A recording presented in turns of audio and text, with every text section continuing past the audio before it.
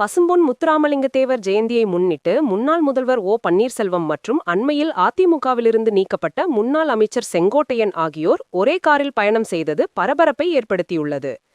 கட்சியிலிருந்து பிரிந்து சென்ற அனைவரையும் ஒருங்கிணைக்க வேண்டும் என அதிமுக பொதுச் செயலாளர் எடப்பாடி பழனிசாமிக்கு அண்மையில் அக்கட்சியின் மூத்த தலைவர் செங்கோட்டையன் கெடுவிதித்திருந்தார்.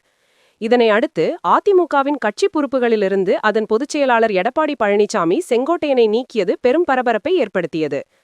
அதிமுக ஒன்றிணைப்பு குறித்த செங்கோட்டையனின் கருத்துக்கு சசிகலா, டிடிவி தினகரன், ஓ பன்னீர்செல்வம் ஆகியோர் தங்களது ஆதரவை தெரிவித்திருந்தனர்.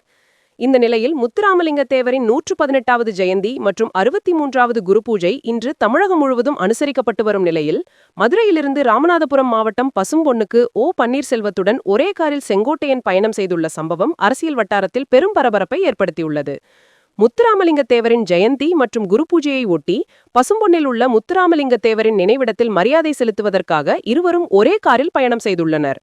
மேலும் பசும்பொன் தேவர் நினைவிடத்தில் ஜெயலலிதாவின் தோழி சசிகலா, டிடிவி தினகரன், ஓ பன்னீர்செல்வம் மற்றும் செங்கோட்டையன் ஆகியோர் ஒன்றாக அஞ்சலி செலுத்த உள்ளனர் என்ற தகவலும் தமிழக அரசியல் சூட்டை அதிகப்படுத்தியுள்ளது.